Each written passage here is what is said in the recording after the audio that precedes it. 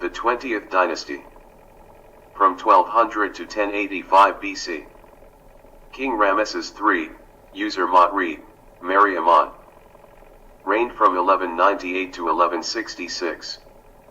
The transfer of power from the 19th to the 20th dynasties is unknown to us. We don't know what happened when Queen Tawzert passed away, but the records indicate that Setnakht established the 20th dynasty and seems to have been a high-ranking official at this time. Following him, he took the kingdom for himself and his family. He reigned for a maximum of 2 years before passing away. He took possession of the Tawzert tomb and used it as his eternal home and buried there. His son Ramesses III, often regarded as Egypt's final great king, succeeded him. He occupied the Egyptian throne at a time when Egypt desperately needed one of its powerful sons to defend the country against the invading forces. Using Ramesses II as his model, he started to imitate him in terms of his name, title, and the temples he built and the scenes on it. He named his children after him in honor of him. In the early years of his reign, Ramesses III defended Egypt from threats posed by migrations from the Sea Peoples and Libyans. However, in the 5th year of his reign, the king was forced to use his armies to drive out the Libyan migrants who had attempted to settle in Egypt during the reign of King Merneptah, whom he evilly vanquished. These Libyan peoples attempted to push farther into the delta and even destroyed several of its cities during Ramesses III's reign.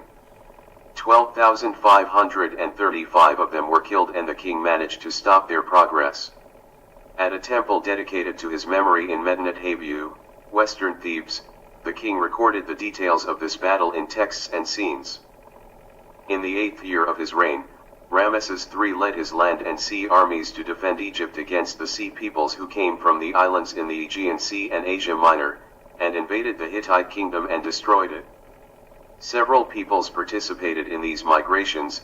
The two most significant groups were the Plist people, who were identified by a feather on their heads, and the Tejeker people, who were identified by their helmets bearing 2 horns apiece. As they advanced, they destroyed the kingdom of Amur's shoreline and destroyed Egyptian authority in Syria. After that, they reached Palestine and from there, traveled by land and sea to Egypt. With their war carts pulled by horses and their women and children riding in bullock wagons behind, some of them chose the land route. Some chose the maritime path, boarding their vessels until they arrived at the Nile River's estuaries. Through his plans, the king to defeat them both on land and at sea, and the Egyptian army dispersed the opposing force and the Egyptian navy, at that time, was able to destroy enemy concentration, enabling the king to beat them both on land and at sea. The Egyptian inscriptions offered tremendous detail, both in text and scene, about the sea war depicted on one of the walls of the Medinet Habu temple, even if they only mentioned the land combat briefly, in passing. It's possible that these battle scenes are the first in ancient Egyptian history to depict maritime conflicts of this type. In this way, the king was able to spare Egypt from an impending threat that would have destroyed it. The Libyans led by Meshesher, who had arrived at the Canopic branch of the Nile with their women and children, were to be destroyed, thus the king was forced to advance ahead of his army in the 11th year of his reign. He killed 2,175 of them and captured 2,052 prisoners. He also seized all of their livestock. The 11th year of Ramesses III's reign marked the end of his wars, and the findings of the excavations, which took place in the workers' village of Deir el-Medina on Thebes' western mainland, paint a clear picture of the social life of the workers, who were the foundation for the majority of the temples and tombs. The area is home to a collection of sculptors, stonemasons, painters, artisans, craftsmen, artists, and workers in general who created, built, and ornamented the kings' and nobles' tombs in the cemetery beginning in the New Kingdom and especially during the 19th and 20th dynasties. We know this because of the numerous ostraca that have been discovered, the letters that have been written about them, the images of their lives, the complaints they have expressed, and even the strikes they conducted when their monthly salary were not paid on time and food supplies they lived on became rare.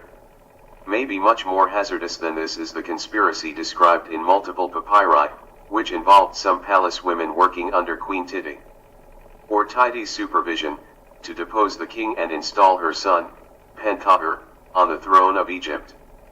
When the king learned of this news, he gave the order to punish Queen Tidy, or Tidy, and every man and woman that joined her in the palace, both male and female. During his 31-year reign, Ramesses III built a number of buildings, the most significant of which was probably the small temple he erected for the god Amon, which is located south of the Karnak complex's first courtyard and is regarded as the prototype for the god's temples in the New Kingdom. In addition to the well-known temple in Medinet Habu dedicated to his memory, we also know that in his 5th year the king dispatched 300 men to cut and carry the stones required for this temple, according to inscriptions discovered on sandstone quarries in the Mount Silsila region, north of Kom. The king died in the 31st year of his reign, having most likely celebrated the first jubilee, have said. In the Valley of the Kings, he was laid to rest